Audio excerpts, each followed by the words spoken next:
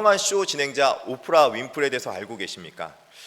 저는 이 오프라 윈프레에 대해서 굉장히 좋아하고 그 외국 쇼를 자주 본 적이 있었습니다.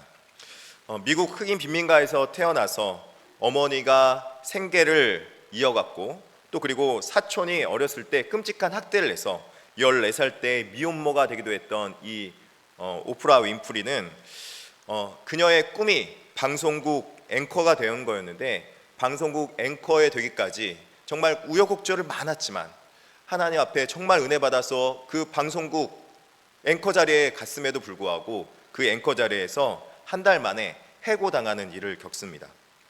어떻게 보면은 굉장히 마음이 힘들고 어려워서 마음이 무너져서 아무것도 도전을 하고 싶지 않고 아무 일도 하고 싶지 않을 텐데 오프라 윈프리는 다시 한번 도전을 해서 그 지방 방송국 작은 곳에 그곳에 가서 쇼를 진행하는 쇼 진행자로 발탁이 됩니다.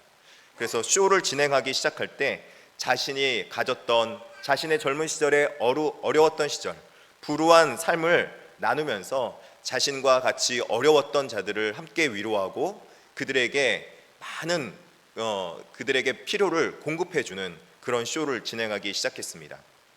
그들이 차가 필요하다 그러면은 차를 후원받아서 차를 제공해주고 또 그들이 필요한 게 있으면은 어떤 필요한 것이든지 그들에게 필요한 것을 많은 기업들로부터 후원을 직접 손발로 띄어서 후원을 받아서 그들에게 선물로 가져다 주게 되었습니다.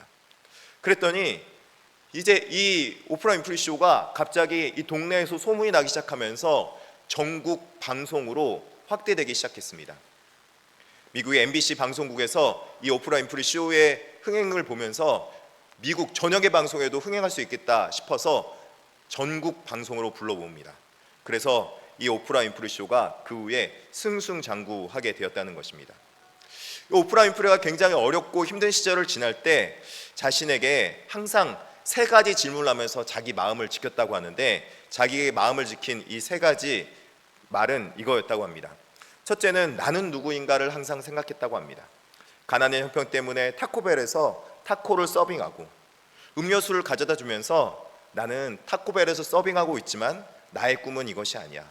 나는 방송국에서 일하는 사람이 될 것이고 앵커나 쇼 진행하는 사람이 될 거야. 항상 이렇게 말하면서 자기 마음을 지켰다고 합니다.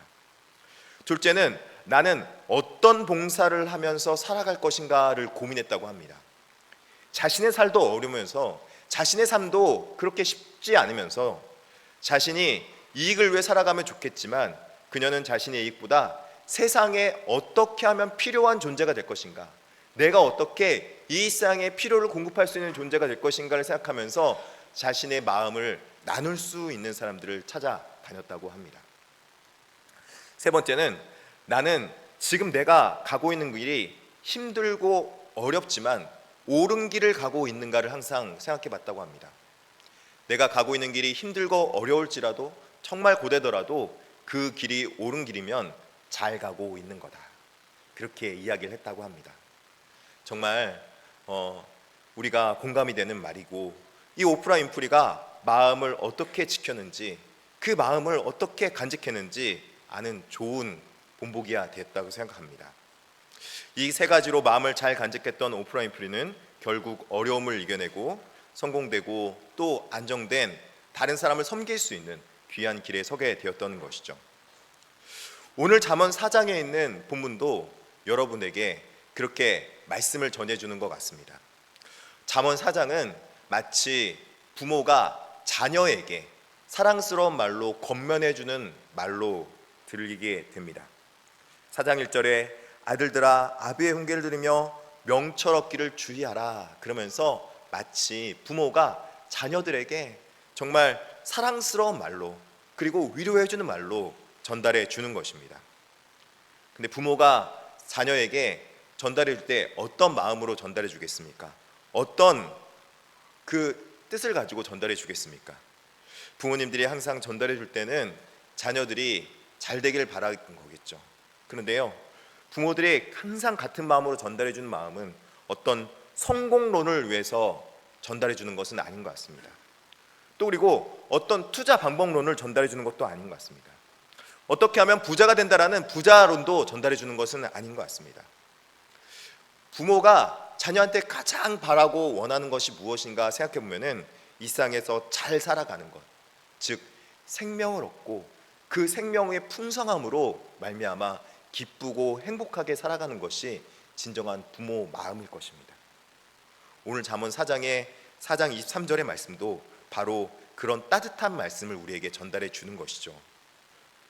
어떤 성공을 해라, 어떤 것을 통해서 투자해라, 그런 것이 아니라 모든 지킬 만한 것 중에 더욱 내 마음을 지키라. 생명의 근원이 이에서 남이니라. 이렇게 정말 따뜻한 말씀으로 생명을 얻고 풍성히 얻을 것을 구하며 바라는 부모님의 마음이었다는 것입니다. 그 중에서도 오늘 본문의 핵심을 내 마음을 지키라 라는 말씀으로 여러분과 함께 우리의 마음을 어떻게 간직하고 지켜야 될지 우리 사랑하는 하나님 아버지의 말씀으로 오늘 하나님의 말씀을 들었으면 좋겠다 싶습니다. 오늘 본문을 우리 한번 다 같이 다시 한 번만 읽어볼까요? 4장 23절의 말씀입니다. 시작. 모든 지킬 만한 것 중에 더욱 내 마음을 지키라. 생명의 근원이 이에서 남이니라. 아멘. 오늘 본문은 마음을 지켜야 되는 이유를 알려줍니다. 마음을 지켜야 되는 이유에 대해서 첫째로 마음은 생명의 근원이기 때문에 지켜야 한다고 말씀하고 있습니다. 우리의 마음은 생명이 근원이고 또 그곳에서 생명의 연결고리가 지어지는 곳이 바로 우리의 마음입니다. 우리의 육체는 육체와 또 영적인 육체의 생명과 영적인 생명이 함께 거하는 곳이 바로 우리의 몸이라는 것입니다. 물론 성경은 이 땅에서 살아갈 때는 우리 육신과 영혼이 함께 있지만 이 세상을 마치고 나면은 이 세상에서는 육체와 영혼이 떨어져서 육체는 땅에 묻히고 영혼은 하나님 앞에 나아가는 것이 우리의 가지고 있는 보편적인 이원론적인 하나님 앞에 신학의 모습입니다. 그럼에도 불구하고 우리가 이 땅에서 살아가는 때는 이 땅에서 살아가는 동안에는 우리의 육체와 영혼이 하나로 연합되어 있다는 것을 많이 느끼고 경험할 수 있습니다. 여러분 혹시 이런 거 경험하신 적 있으십니까? 우리의 몸이 아프면은 우리의 영혼도 다운되는 것을 느껴본 적이 있으십니까? 여러분 그런 거 많이 느껴본 적 있을 겁니다. 그냥 단순하게 몸이 아픈 건데 몸만 아픈 것으로 끝나는 것이 아니라 몸 때문에 우리의 마음도 지치고 막 저 가운데로 다운되는 것 같은 느낌. 또 그리고 우리의 영혼의 상처가 날 때가 있습니다.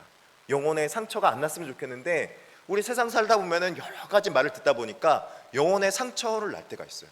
근데 단순하게 육체의 어떤 가해를 받은 것도 아닌데 그 어떤 말로 인해서 영혼의 상처로 인해서 내가 육신을 움직일 때 마음이 막 동작을 안 해서 어떤 무엇을 하기 힘든 무기력감, 힘든감을 느낄 때가 많이 있다는 거죠. 그래서 보니까 이 마음이라는 것이 어떤 곳인지 보니까 이 영혼과 육체가 둘이 함께 만나는 지점이 영혼과 육체가 연결되어 있는 지점이 바로 마음이더라 그러는 것입니다. 여러분 마음이 어떤 곳인지 알겠습니까? 육신과 영혼이 연결되어져 있는 곳 바로 이곳이 마음인 거예요. 그래서 이 마음에는 우리의 영혼이 깃들어져 있는데 이곳은 우리의 인격적인 요소로 가득 차 있는 거예요. 지성은 읽고 쓰고 학습할 수 있도록 도와주며 의지는 어떤 일을 할 때 더욱더 힘을 내서 뜻을 내어서 움직일 수 있도록 해주며 감정은 기쁨과 슬픔, 행복 여러 가지 감정을 표현하여서 우리의 마음속에 있는 것들을 표현해낼 수 있고 그러므로 견뎌낼 수 있도록 하는 것이죠. 마음이 건강하면 육체도 건강할 수 있는 것입니다. 또 우리의 육체가 건강하면은 우리의 육체를 움직여서 우리의 영혼도 건강해질 수 있도록 도울 수 있게 되는 것입니다. 그러나 육체의 아픔은 약과 의사가 있지만 마음의 아픔은 마음이 상처를 입게 되거나 마음이 아프게 되면은 우리의 마음을 치유할 수 있는 곳이 많이 없어요. 현대인들은 이 마음을 치료하기 위해서 상담을 받기도 하고 감정 치료를 받기도 하고 또 미술 치료나 언어 치료 같은 것을 통해서 우리의 마음의 문제를 해결해 보려고 노력합니다. 그런데 그런 치료들은 약간의 유익은 있으나 근본적인 치료가 되지 않을 때가 많이 있습니다. 그렇다면은 우리의 마음을 어떻게 간직하고 치유할 수 있을까요? 마음을 지키는 방법은 두 번째로 마음의 공급원과 우리 마음이 어떻게 동작하는지를 알아야 됩니다. 마음의 공급원을 알아서 치유해야 된다는 것이죠. 우리는 마음을 지켜야 되는 것을 알고 있지만 마음에 대한 지식이 부족할 때가 많습니다. 심지어는 청소년 아이들에게 가장 필요한 건, 청소년 아이들이 아직 다 완벽하게 자라지 않았기 때문에 청소년 아이들을 키우고 있는 부모님들이 항상 알아야 되는 것은 우리 자녀들이 가지고 있는 마음의 상태를 자기 자신도 모를 때가 너무나도 많이 있다는 거예요.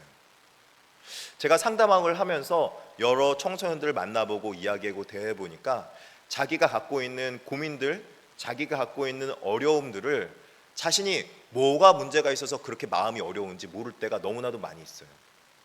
근데 사랑하는 성도 여러분, 비단 우리 청소년들만 그럴까요? 어른들도 마찬가지입니다. 자신의 마음을 주체하지 못해서 밤새 그 마음을 가라앉지 못해서 잠을 자지 못하는 어른들도 많이 있고요. 또 마음의 상처로 인해서 저 어두운 곳에 들어가서 무기력증에 빠져 있는 사람들을 정말 많이 봤고요.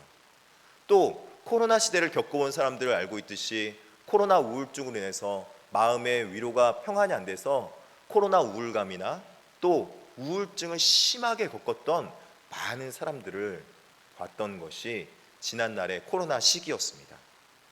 여러분 혹시 마음에 문제가 없나요?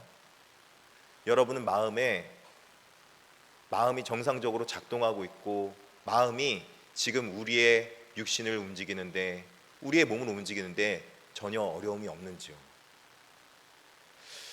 마치 저 마음은 저 깊은 잠수함에 있는 것 같은, 저 밑은 심해에 있는 잠수함 같은 것입니다. 무엇이 문제인지 모르지만 그 문제를 빨리 발견해서 그 문제를 해결하지 않으면 심해에 있는 잠수정은 유유히 그곳을 흘러가는 것 같지만 어느덧 수면 위로 드러나서 그것들이 고침받기 전에는 그 밑으로 깔아앉아 버리는 그런 위험을 겪을 수 있다는 것입니다. 그렇기 때문에 우리는 우리 마음을 알고 마음을 고쳐야 되고 마음의 근원이 어디서부터 문제인지를 깨달아 알아야 된다는 것입니다. 그렇다면 우리의 마음은 어떻게 구성되어 있을까요? 제가 방금 전에 말씀했던 것처럼 마음은 우리의 영혼과 육체가 연결되어 있는 곳이기 때문에 그곳에 함께 있는 것이 있는데 그곳에는 바로 인격이라는 것이 존재합니다. 우리의 인격. 그래서 이 인격이 우리 가운데 그곳에 있어서 우리가 의지를 내고 지식을 받아들이며 감정을 표현할 수 있는 것이죠.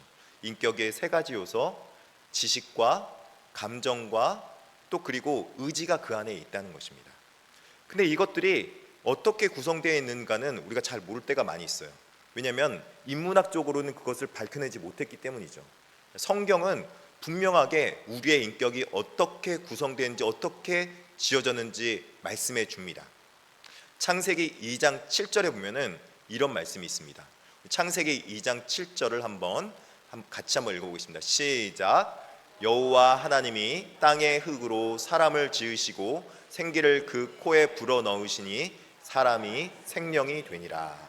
아멘.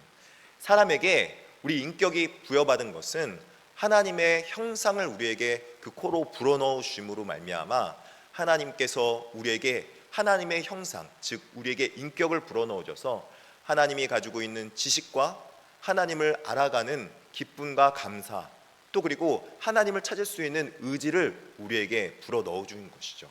그래서 이걸 통해서 원죄를 짓기 전에 모든 백성들은 하나님 앞에 나가서 하나님 앞에 감사하며 하나님 앞에 예배드릴 수 있는 자로 지음받은 존재가 바로 우리의 모습이었다는 것입니다.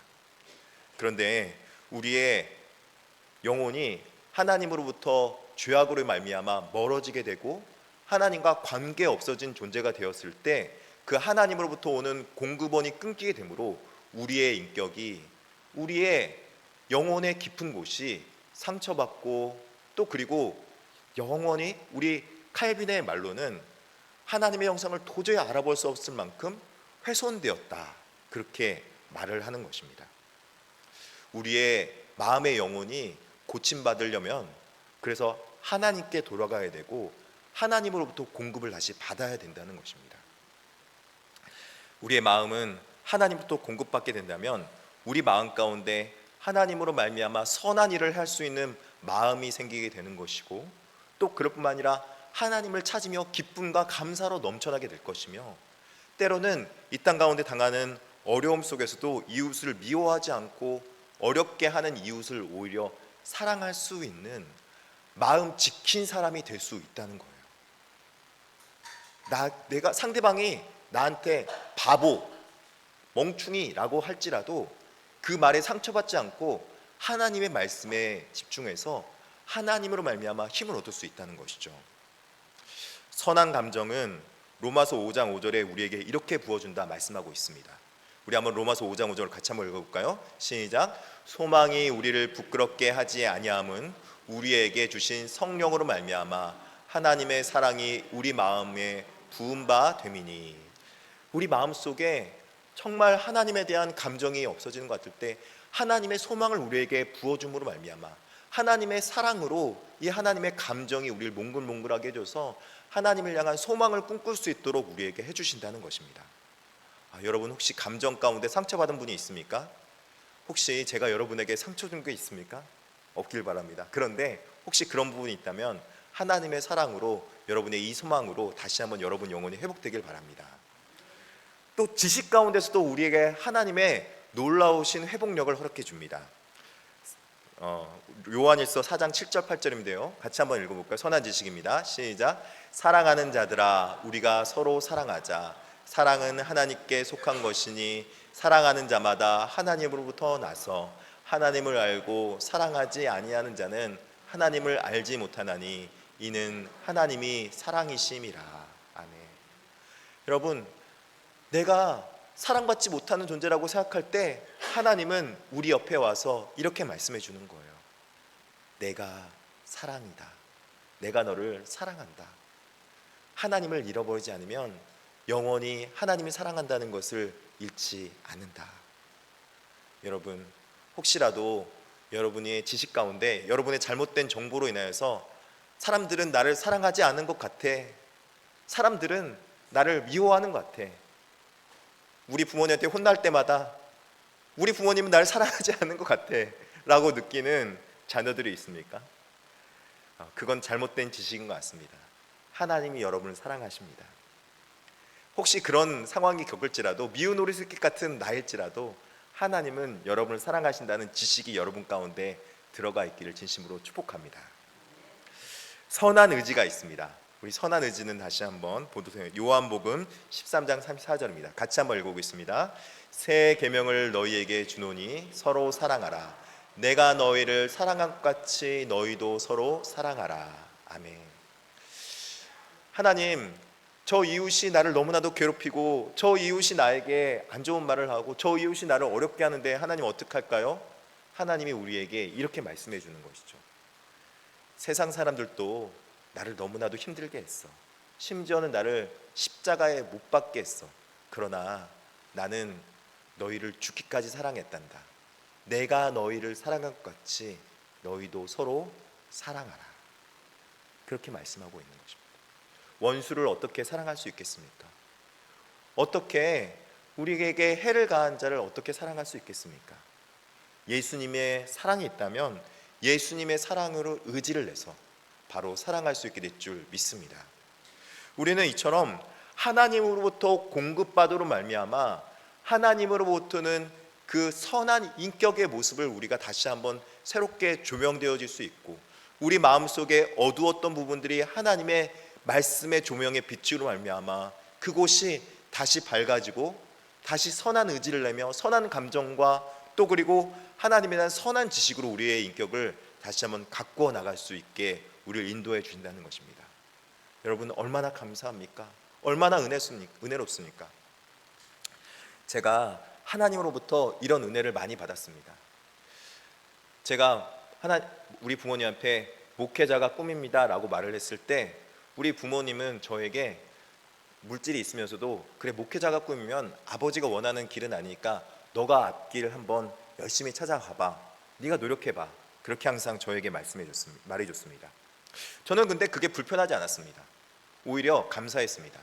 제가 군대 갔다 오면은 오히려 부모님께 용돈 드려야지, 제가 군대 갔다 오면은 오히려 내가 힘으로 돈 벌어서 내가 자력으로 살아야지. 항상 그런 마음 가운데 살았습니다. 그래서 제가 군대에서 전역하자마자 복학하기 6개월 남은 기간 동안에 고깃집에서 불판 닦으면서 열심히 살았습니다. 친구네 집 밑에 들어가서 어머니 밑에 집에 들어가서 불판 닦으면서, 정말 그 안 닦이는 불판 여러분 닦아보시면 알지만 철수세미로 아무리 닦아도요 잘 안 져요. 정말 얼마나 닦아도 되는지 정말 왜 이렇게 안 닦이는지 모르겠더라고요. 한 번은 고깃집 불판을 닦다가 서빙 좀 하라고 그래서 서빙 좀 하는데, 약간 그때는 잘 못 느꼈는데 약간 엉덩이를 툭툭 치는 거예요, 어떤 남자분이.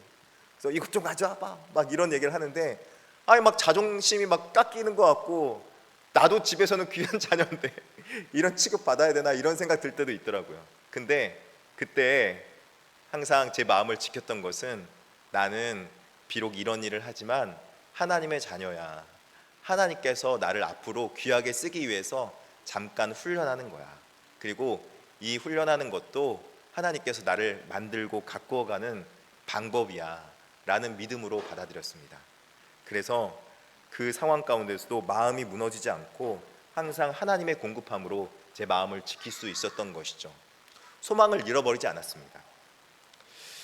진정한 자존감은 아무리 허드렛 일을 해도, 아무리 낮은 곳에 있어도 하나님의 형상을 잃어버리지 않을 때 그 마음을 지킬 수 있고 마음이 보존된다는 것을 느꼈던 것이죠. 모세가 이집트의 애굽의 왕자로서 살았지만, 그 애굽의 왕자에서 쫓겨나서 저기 광야 가운데 들어가 살아야 할 때 얼마나 자존심이 무너지고 얼마나 자기 자신이 보잘것없는 존재로 느껴졌겠습니까? 사실 그냥 우리가 쉽게 읽어서 그렇지 40년 동안 모세가 자신의 장인집에서 살아했던 것은 정말 자신의 모든 것이 무너진 삶이었고, 자신의 삶의 모든 기반들이 무너졌던 삶이었을 것입니다. 아니, 이 국가에 그 기업의 총수로 있다가 밑으로 내려가도 어렵고 힘든데, 국가의 왕자로 살아가다가 그 밑에 바닥으로 내려가면은 여러분 어떻게 살아갈 수 있겠어요? 그 마음 여러분 헤아려 볼 수 있겠습니까? 근데요, 하나님께서 모세를 위로하듯이 어디 가운데 하나님께서 모세에게 임했냐면요, 그 하찮고 하찮은 떨기나무에 하나님이 모세에게 임한 거예요. 그래서 그 모세가 보니까 떨기나무에, 타지 않은 떨기나무에 불이 임한 걸 보고 그곳에 가까이 가니까 그곳에서 하나님이 모세를 부르신 것이었다는 거예요. 하나님은요 정말 거룩하신 분이세요. 하나님은 위대하신 분이세요. 하나님은 온천한 만물을 지으신 분이세요. 그런데 그 하나님께서 모세를 부르기 위해서 낮고 낮은 그 떨기나무, 아무 쓸데없고 가치없는 떨기나무에 임했다는 것은 내가 네 마음 안다 라고 말하는 것과 똑같은 거예요. 너의 상황 알고 있다. 나도 너 마음과 공감하고 있다. 나의 부름에 응답해 줄래? 이렇게 말씀해 주는 거죠. 혹여 여러분의 삶 가운데 여러분이 생각하는 것보다 지금 훨씬 밑바닥에 있다고 생각하는 분들, 훨씬 나락에 있다고 생각하는 분들이 있다면, 예수님이 이 땅에 어떻게 오셨는지 한번 생각해 볼 수 있길 바랍니다. 예수님은 우리를 너무나도 사랑하셔서 저 유대 베들레헴 마구간에서 말구유에서 태어나셔서 우리에게 대한 하나님의 사랑을 확증하셨습니다. 그리고 그분이 우리를 십자가에 못 박혀 죽기까지 사랑함으로 말미암아 그 사랑을 완성하신 것입니다. 여러분, 그 하나님의 사랑을 간직할 때 우리는 하나님으로부터 오는 무한한 사랑과 능력을 얻게 될 수 있습니다. 하나님은요 무소부재하신 하나님이십니다. 무소불능하신 하나님이십니다. 그리고 하나님은 무소부재하신 하나님이십니다. 우리의 모든 것을 아시며 우리의 마음을 아시며 우리의 모든 상황을 아시며 우리의 모든 상황을 바꾸실 수 있으시며 어느 곳에든지 우리와 함께 가실 수 있는 그 하나님이 여러분과 함께 하시기 원하시고 여러분의 마음을 위로하시기 원하시며 여러분의 영혼을 다시 샘솟는 힘으로, 하나님의 능력으로 힘을 주기 원하신다는 것입니다. 그 하나님이 여러분 마음 가운데, 나의 마음 가운데, 우리 마음 가운데, 우리 용인 중앙 가운데 거하시기를 진심으로 축복합니다. 그렇다면은 그 하나님의 그 능력이 우리 마음 가운데 생명수처럼 솟아나야 되는데, 어떻게 하면 우리 마음속에서 그 생명이 솟아날 수 있을까요? 세 번째는 마음에서 생명이 나와야 합니다. 단순히 우리가 공급받아서만 되는 것이 아닙니다. 우리 마음이 만약에 저수지라면 우리의 맑은 물 같은 저수지의 물이 쓰임받으려면 그 물이 깨끗해야 쓰임받을 거 아닙니까? 아무리 물이 많아도, 아무리 공급이 많아도 그 물이 많은들 오염된 물이라면 그 물은 쓰지 못하는 것입니다. 그렇기 때문에 우리 마음 가운데 공급되는 곳도 있어야지만 오염된 곳을 정화할 수 있는, 그 쓸모없는 오염수는 처리할 수 있는 처리수가 있어야 된다는 것입니다. 처리할 수 있는 곳, 정화가 되어야 되는 것이죠. 많은 사람들이 창조주 하나님부터 공급받아야 하는데 하나님 외에 다른 곳으로 공급받을 때가 많이 있습니다. 대체제를 구할 때가 많이 있는 것이죠. 마치 일시적으로 우리가 마음의 위안을 얻을 많은 것들로 말미암아 하나님을 대체할 때가 많이 있다는 것입니다. 그래서 고백록을 쓴 아우구스티누스는 하나님을 알기 전에는 자신의 영혼을 하나님 것 외에 우상과 쾌락과 물질로 채우려고 했다. 그래서 아우구스티누스는 정말 자신의 마음을 쾌락 추구를만을 위해서 살았던 인물이었어요. 회심하기 전까지는요. 수많은 여자들을 막 후리고 다니고 막 그런 사람이었어요. 그런데 그 어머니의 기도로 아우구스티누스가 회심했다는 거 아니겠습니까? 팀 켈러 목사님은 현대인들의 성공, 사랑, 권력 등 현대적 우상의 마음의 중심을 두면서 오히려 영혼의 갈증이 생겨났다고 그렇게 말을 했습니다.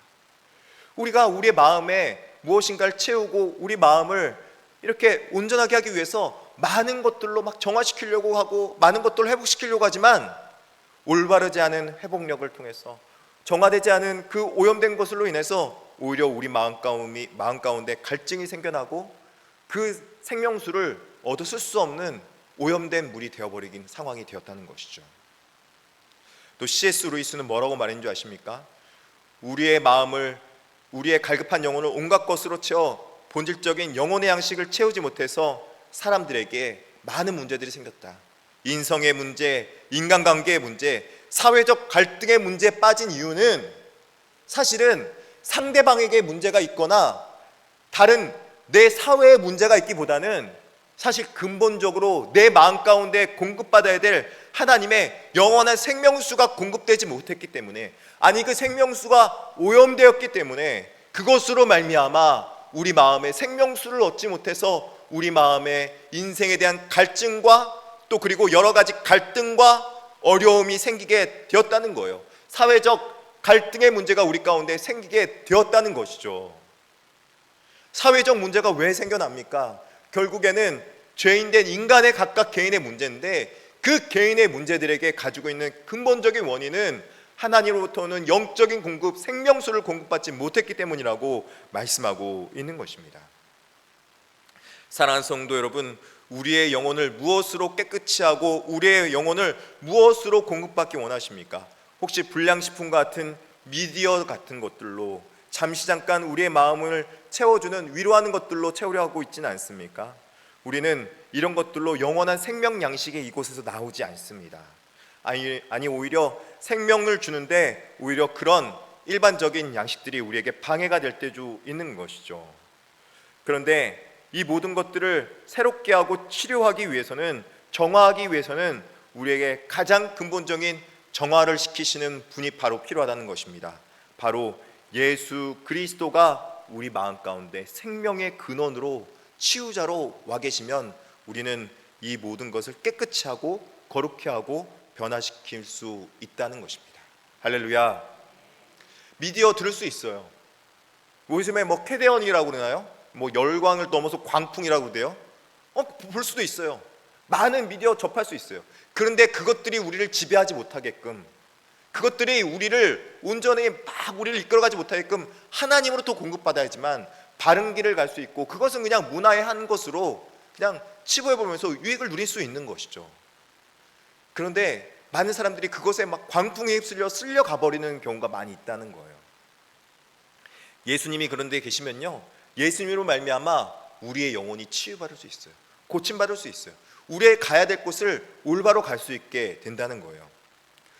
누가복음 7장 47절 88절에 이런 말씀이 있습니다. 우리 같이 한번 읽어보겠습니다. 시작. 이러므로 내가 내게 말하노니 그의 많은 죄가 사하여져도다. 이는 그의 사랑함이 많음이라. 사함을 받은 일이 적은 자는 적게 사랑하느니라. 이에 여자에게 이르시되 내 죄 사함을 받았으니라 하시니. 향유옥합을 가져온 어떤 한 여인, 이 말이다가 예수님 앞에 그 향유옥합을 갖다 바칩니다. 근데 향유옥합을 갖다 바칠 때 옆에 있는 그 어떤 한 제자, 가룟 유다라고 하죠. 가룟 유다가 그 향유옥합이 얼마나 비싼 향유옥합인데 그것을 갖다 바치느냐. 그리고 그 여인이 어떤 여인인지 알았다는 거예요. 몸 파는 여인이었다는 거예요. 그 죄인의 여자의 그 향유옥합 갖다 바치는 걸 어떻게 예수님 앞에 거룩하신 예수님을 갖다 바칠 수 있느냐. 그렇게 할 때 오히려 예수님은 죄가 많아서 문제가 되는 것이 아니라, 죄가 문제여서 그런 것이 아니라 죄 사함 받음이 없기 때문에 문제라고 그렇게 말씀해주고 있는 거예요. 오히려 죄가 많은 자가 죄 사함을 많이 받으면 죄 사함 많이 받은 것으로 말미암아 자기 죄가 많이 사함 받았구나 하는 것으로 말미암아 자신에게 은혜가 많은 것으로 깨달아 알고 그 받은 은혜로 말미암아 더 기뻐하고 더 감사할 수 있게 되는 것이에요. 그래서 죄 사함 받은 그 여인이 예수님 앞에 향유옥합마저도 갖다 바쳐도 아깝지 않을 정도로 갖다 내어드릴 수 있는 존재가 되는 거예요. 죄의 문제를 여러분이 갖고 살아가면 죄의 문제로 여러분이 해결을 받지 못해요. 여러분 마음 가운데 죄의 문제가 있기 때문에 여러 가지 갈등이 일어나고 여러 가지 인생의 문제가 발생되고 여러 가지 인생의 어려움들이 생겨나는 것인데, 그 죄의 문제를 가지고 살아가면 여러분이 그 문제를 해결하지 못한다는 것입니다. 예수님 앞께로 나와야 되는 것입니다. 예수님의 치유하심을 경험해야 된다는 것입니다. 예수님 앞에 나와서 그 예수님의 죄사함을 경험하고 치유받고 고침받아야 된다는 것입니다. 여러분 마음속에 그런 죄사함의 은혜가 넘쳐나길 바랍니다. 그 죄사함의 은혜를 우리에게 주시기 위해서 예수님께서는 이 땅에 오셔서 많은 은혜를 주신 것이죠. 예수님께서 어떤 은혜를 주셨느냐? 예수님께서 하늘나라 천국을 우리에게 보여줬습니다. 상상 설교를 통해서 하나님 나라가 이렇게 좋은 곳이다, 하나님 나라를 꿈꾸며 하나님 나라를 바라보라, 이렇게 말씀해 주셨습니다.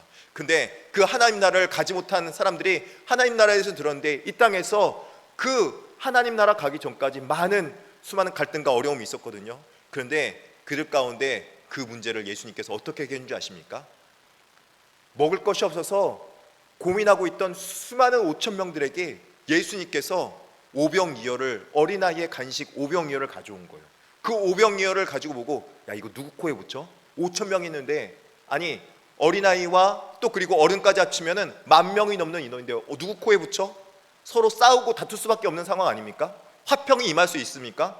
양식은 이거밖에 없는데, 이 땅에 있는 재화는 이 정도뿐인데 이걸 가지고 어떻게 나눠 먹고 살아가지? 그 인생의 고민들이 다 여러분의 고민 아닙니까? 재화는 이 정도인데 내가 풍족히 누리려면 남의 거 뺏어야 하죠. 내가 다른 것들을 싸워서 이겨야 되죠. 경쟁해야 되죠. 오늘날 인생의 모든 사회 문제들이 다 그런 거예요. 그런데요, 예수님께서 그 문제를 해결해 주시죠. 어떻게 해요? 예수님께서 축사하심으로 오병이어를 누구든지 각 사람이 다 나눠줘서 다 배불리 먹고 남았더라. 12왕줄 차게 남았더라. 할렐루야. 예수님의 능력은요, 하나님의 능력입니다.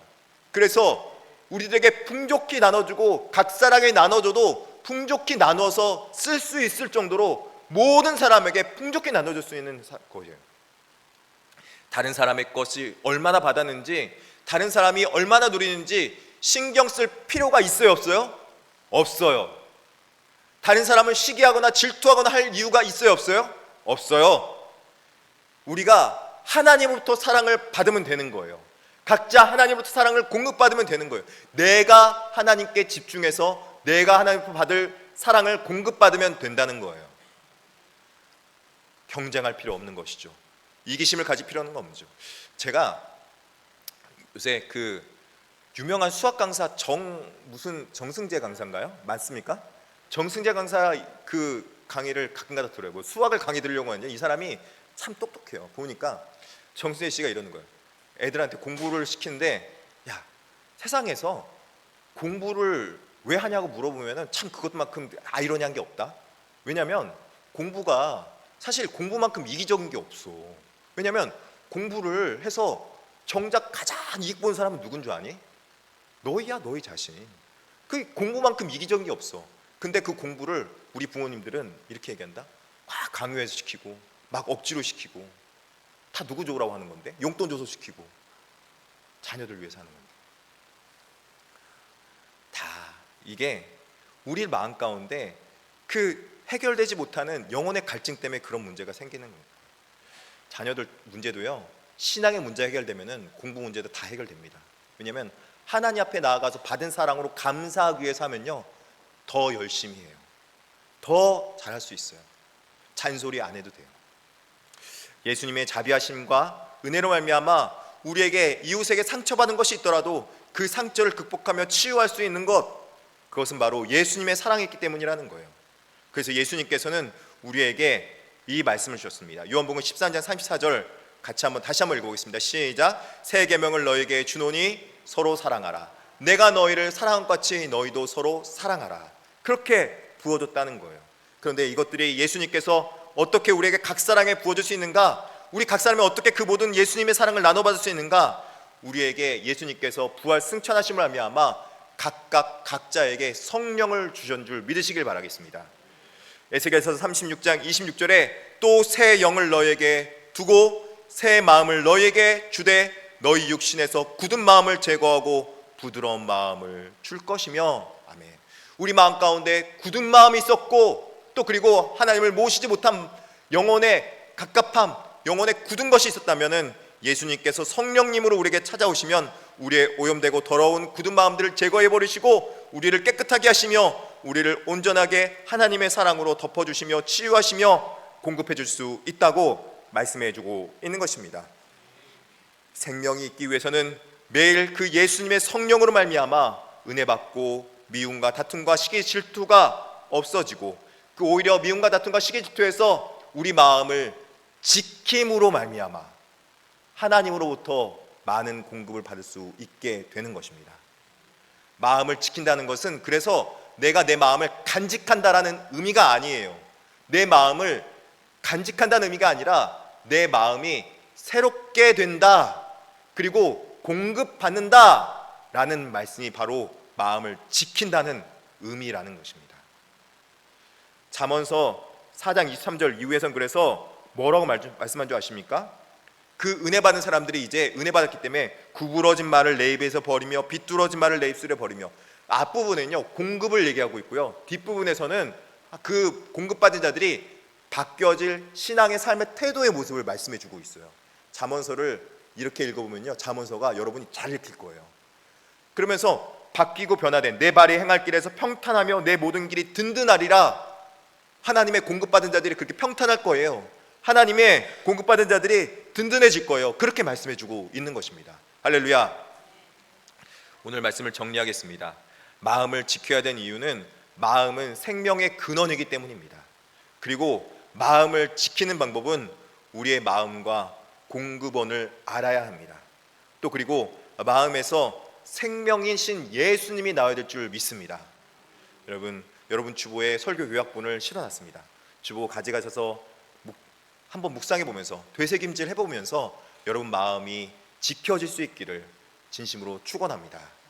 우리 하나님 앞에 찬양하며 봉헌하며 나가도록 하겠습니다.